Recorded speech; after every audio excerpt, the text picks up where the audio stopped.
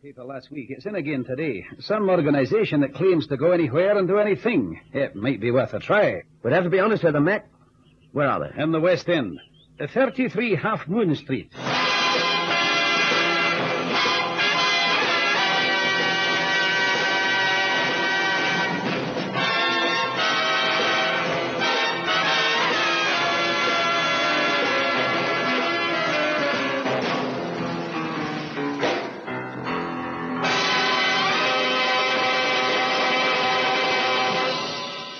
Charles Alston and Alistair McPhee were two businessmen who turned to profit a stretch of waste waterland on the River Lee between Freezy Water and Waltham Abbey, just north of London.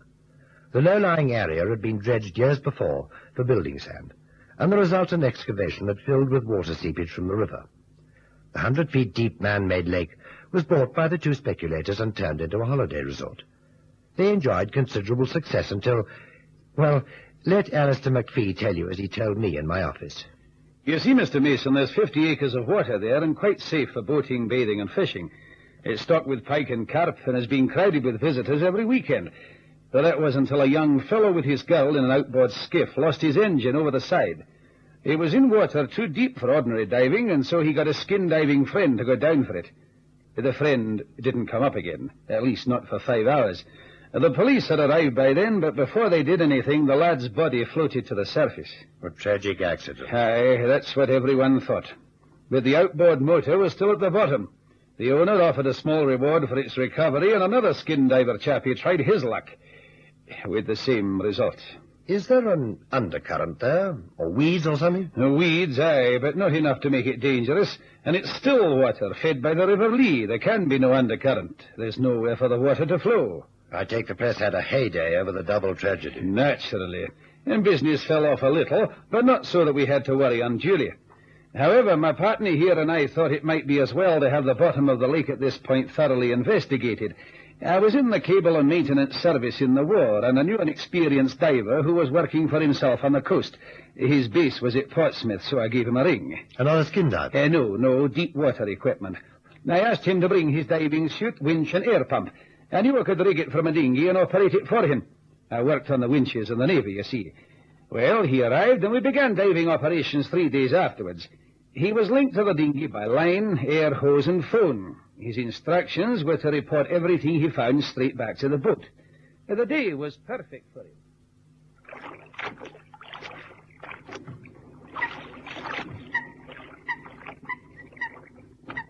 Well, let's get you screwed down, Willie. Test for air.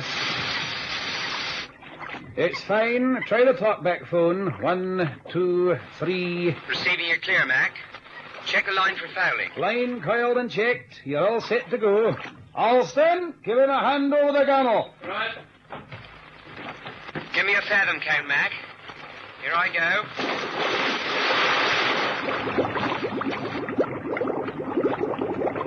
go. Here's the mark. 1, 2, 3, 4. What's visibility like? Clear as a bell. Now, I'll only need my headlamp at this rate. What's the mark? 18, 19. I'm on the bottom. Check the line. Line checked. How's the air hose? Perfect. 115 feet. Give me a check on the bottom, Willie. Fair amount of weed. Light silk with a hard undercrust. I'm walking north. Keep your eyes peeled for the outboard motor. Yeah, I am. Ground undulates badly. I'll have to climb up the sides just here. That's the dredgers, Willie. Give way if you stop. No, go away. Huh? Go away! What is it, Willie? What is it? The bottles! Alston, the bottles! His airline's been cut! Start the winch! For heaven's sake, pull him up!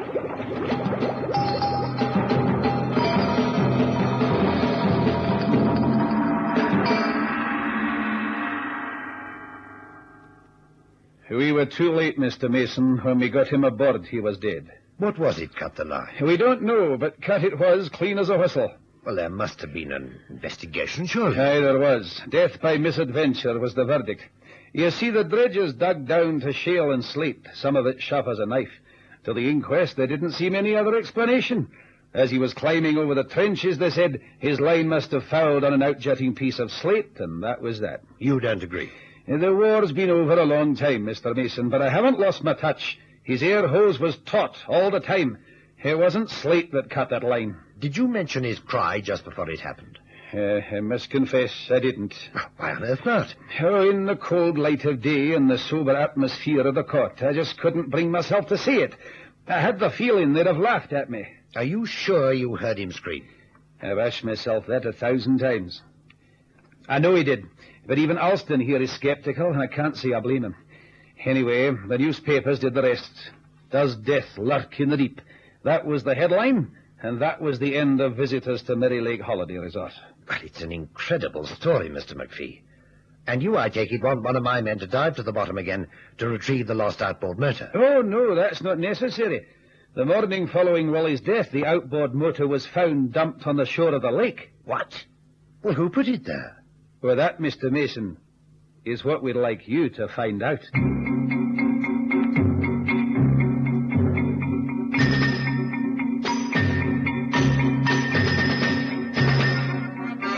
I didn't quite know how to put it to Cannon. Like McPhee, I had a feeling he'd laugh at me. However, McPhee had offered a large sum of money if I could induce one of my men to go down there again in the presence of members of the press. I secretly resolved to do the job myself if Cannon dismissed the whole thing as nonsense. All I could manage as he lounged into the office was, "Cannon, have you had any experience with monsters?" Oh, plenty of times, Chief, but a civil tongue always pays off with that type of client. No, I mean real monsters, denizens of the deep. What do you think I am, a curb sitter on Skid Row? We have a client, a Scotsman, who's suffering from hallucinations. He's prepared to pay a high price to have his psychological fears dispelled. A Scotsman? Boy, that must be some hallucination he's got.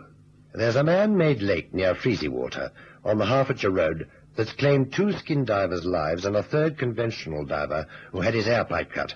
Freezywater? That's a long way from Loch Ness. Mr. McPhee, that's the client, thinks there's dirty work in the muddy water.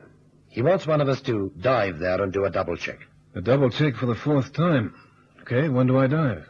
When can you do it? No time like the present. Anyway, who wants to make a dinner appointment with a man-eating monster?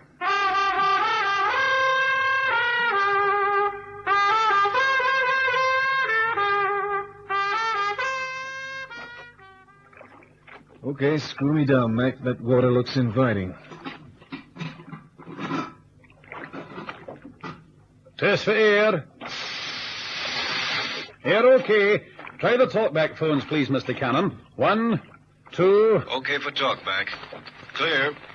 Now do a line fouling check. Line coiled and checked. All set to go. Okay. Now give me a fathom count and watch that airline. I never did take to drinking water. Hey, just a minute. I got something to take with me. Can you hand me that canvas bag, Mike? Aye, here it is. What have you got in there? Professor Pickard's patent monster cure. Huh? It's a compressed air rifle, an underwater gun. They tell me there's pike in this lake. Now, I'm no piker, but I'm partial to fresh fish. Okay. Over I go. Here's the mark. 1, 2, 3, 4. All right there? Yeah, how's the airline? Tight. I've paid out a few hundred, Mr. Cannon, and never lost one yet. Oh, you're right. Mark? He's 17, 18, 19. Bottom. You check the lines, huh? 112 feet. Lines checked. What can you see? Weed. I'm not serious. I'm walking north. The bottom's full of ditches. I gotta climb. Lines are all right. Silt's about 6 inches. The ground is hard underneath. Hey, there is a current. Small, but strong enough to roll flotsam. Runs, west-southwest. That's the direction of the river. Could be. Hey, what? Huh? I know you don't. What is it, Cannon? What is it? Why, you lousy... Got him. Hey, Mike, take me up fast. Engine, stand by the winch. Full speed. You can't get the bends at this depth. Give it all you've got. You are right, Cannon. Sure. Just keep heaving, boys. I only took 1 charge in the gun. What is it, McPhee? He's all right. He's breaking surface. Bring him inboard. Cut the engine. I'll have you out of here in a jiffy. There. Oh, blue sky. It's green down there. What did you see? Fish or fowl, that's the question. What was it, Cannon? It was just something I saw and shot at. I hit it, too. A fish? Or a mammal. Know how you can find out? How? Take a look at that little patch that's floated to the surface. You can collect some and have it analyzed. It's blood. He refused to discuss his underwater excursion until the blood sample was collected from the surface of the water and had been analyzed. Even then, he was vague. But discuss it we did. We had no other alternative because the blood was human blood. You see, Chief, the lake bottom undulates all over the place. I guess it's that way on account of the dredgers scooping out the sand. They took it right to the bottom and left the understrata exposed. Now, all the years, the weed has taken root, and it grows up the sides of the ditches. So you can't tell whether there's a passage through or whether you're going to walk into a solid wall of rock behind the weed. It's a great place to play underwater hide-go-seek. But you knew you were being attacked. You must have seen your adversary. No, not too clearly. There was a whole wall of weed in front of me. Like I said, you can't tell if it's solid or not. He came out of one side of the wall where there must be a passage. I only saw him in time. Well, what did he look like? That's all we want to know. Come in. Good afternoon, gentlemen. Oh, hello, Mr. McPhee. Do come in. Have a chair. Thank you. Have you heard the report of the analyst? Yes. We know it was human blood. What can it mean? Well, that's what we're trying to determine. Cannon here was just relating his experience with whatever it was. Yeah, that's right. What was it, Mr. Cannon? It was a human. You got the report. But it didn't look like a human. Neither does any kid who dresses up for Halloween. What are you trying to say, Cannon? Look, Chief, I was in conventional diving gear. I only had a brief glimpse of the guy. If it was human. Well, it was human, all right. Didn't look human, but it was. I had to get hauled in on account of I had one shot in that gun. If he'd cut my airline, I'd have wound up like your last diver. But the next time, things are going to be different. The next time? Sure. You don't think I'm going to leave it there, do you? That rat tried to murder me. I don't like that. In fact, Mrs. Cannon's favorite little boy takes positive umbrage. You mean you're going down again? Check. But this time in a skin. And I'm taking a self-loading spring gun with me. It takes two people to play hide-go-seek, and in this game only one wins. Well, whoever or whatever it is down there will be on guard the next time. Whoever it is has been on guard a long time, ever since that first guy in a skin got drowned. He'll know the underwater terrain better than you. Yeah, I thought of that one, too. Right now, he's not feeling too good. I can't say for sure where I got him, but get him I did, and he lost blood. He'll be resting up for a while, I guess. So that gives me time to case that lake bed. So we'll break even when we meet again. You've got a lot of courage. Thanks. Did you report to the chief constable, Mr. McPhee? Aye, I did. And he reacted as I thought he would. In fact, he as good as said I was only trying to get some cheap publicity for the resort. So you'll really be on your own, Cannon. Well, that's the way I like it. If you clear up the mystery, Mr. Cannon, I'll add £500 to your fee. No kidding. Well, what do you know? A game of touch for big money stakes. Better than a gambling dive. Cannon's pecker was up, and that's all there was to it. He insisted on operating alone and curtly refused my offer of help.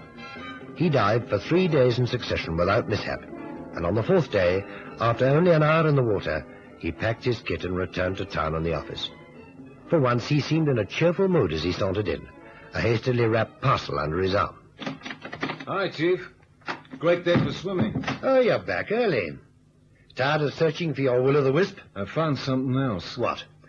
Like I know why that guy was so anxious that nobody went moseying around his Davy Jones locker. Well, out with it. What did you find? You better ring your friend Chief Inspector Bottomley and get him round here right away. Oh, for heaven's sake, Cannon, come on. You really want to see? Well, of course I do. Okay.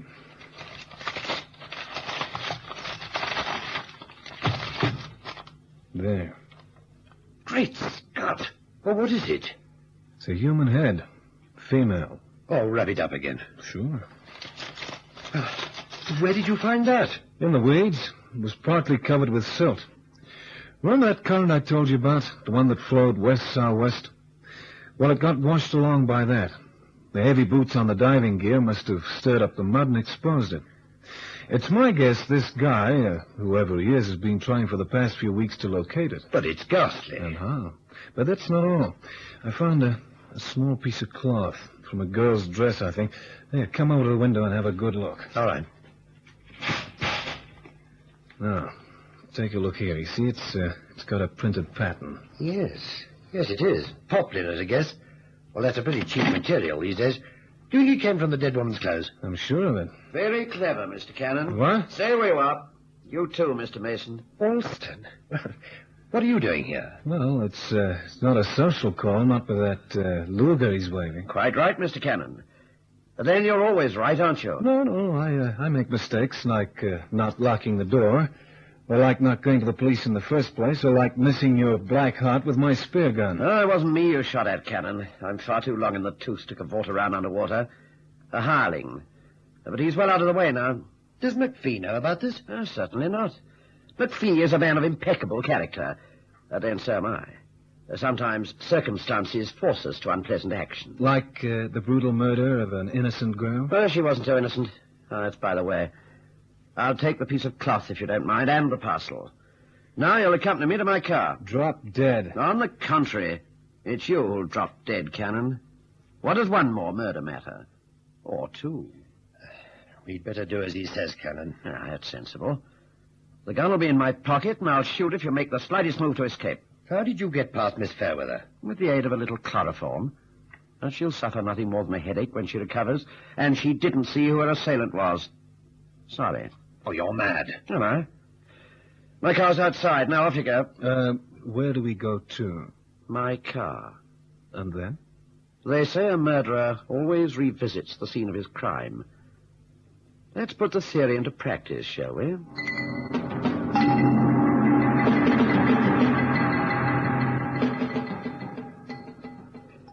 Let me enlighten you on a few things. See? A peephole in the boathouse through to the south bank of the lake. I had a man sitting here, a crippled man, bent and warped so that movement was painful. A helpless man chained to my will through an unfortunate accident many years ago. His instructions were simple. When people arrived on the south bank, he would don his skin diving suit and take to the water. Just a skin diving suit, but painted in garish colors. Frightening colors, like a Montezuma warrior engaging battle with Hernan Cortez. You're insane, Alston. As mad as a hatter. Oh, don't you think so? Insane or not, my plan worked admirably. To waylay the curious underwater and eliminate them by the simple process of drowning. Neat. And the resultant fear in the minds of the stupid public kept the lake clear of the curious until I'd found what I'd lost. Except that Cannon found it for you. Yes, he did. Now, the two skin suits from our dear departed friends are in that corner over there. You'll kindly put them both on. How come a cripple could swim like that, Austin? He was energetic, wasn't he? Fast as a snake, not like a cripple. He suffered from the bends. An accident many years ago when he practiced as a professional diver. That doesn't answer the question, Alston. Doesn't it? Oh, then I'll explain. If a man's diving at great depth, his body undergoes an enormous pressure change. When he's brought to the surface, he must be taken up slowly so that the change in pressure is gradual. If he comes up too fast, the poor fellow gets bubbles of nitrogen in his blood. He's then a cripple. However, if he returns to the same depth, his symptoms disappear and he's quite normal again. Yeah, that's right enough, Chief. As long as the man with the bend stays underwater at pressure, he's normal. The bubbles return when he comes to the surface. Can you imagine how a hopeless cripple would feel, knowing that for a few hours he could feel normal and move without restraint? I never need worry about my diver. He'll always do what I say, or remain a miserable cripple. You see, I have the diving suit. You're a fiend. Yes, I am. Well, now that you're both dressed in skins, we'll go to the boat. What are you going to do? You'll see. Outside and into the boat.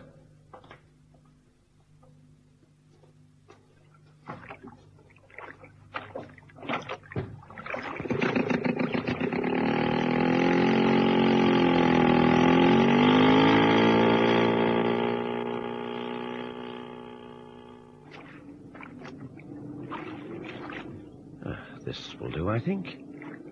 Pleasant on the lake in the late afternoon, isn't it? There's no point in looking around, Mason. The Merry Lake Pleasure Resort is far from merry these days. Nobody comes here. Nobody at all. It's incredible how superstitious the public can be. Who was the girl, Olson? Oh, a local working-class girl of no consequence. She died. I was forced to hide her away. Where did you dispose of the body? Here and there. What you found, Cannon, was lost by accident. I had my men diving for 2 weeks searching before that idiot boy dropped his outboard motor right in the area where the search was being conducted. You won't get away with this, you know. Oh, but I will. It's well known that Cannon's been diving every day. You, Mason, you told McPhee that you'd like to dive yourself.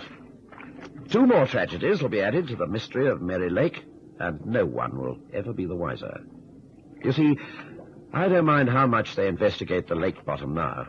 I found what I wanted. Well, the cripple, heel took. Never. He's only a danger to me under the water. And I never go into the water. In fact, I can't even swim. He can still talk on the surface. Yes, but he won't. It's the effort. And any great effort on his part is a strain on the heart. You see, he's not young anymore. Now, enough talk. I'll be back in the city by 7 o'clock. I'm delivering a lecture to the Ichthyological Society. Ever seen one of these before? Yeah. What is it? It's a dart gun, land type. They use them to dope animals and inject serum to the lions at the zoo. That's right, Cannon. A poison dart. But a poison that'll only put you to sleep. The water will do the rest when I drop your bodies overboard. You got it all figured out, haven't you, Austin? Well, gentlemen, this is...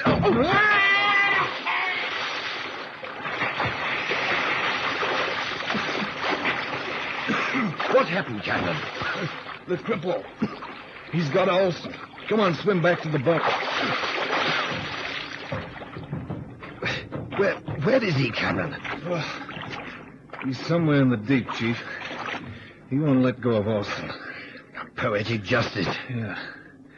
That effort must have cost the cripple every reserve of stamina he had. At a guess, I'd say neither of them will surface alive. Poor devil. Yeah. Poor devil. But maybe it's as well, Chief. At least he's free at last.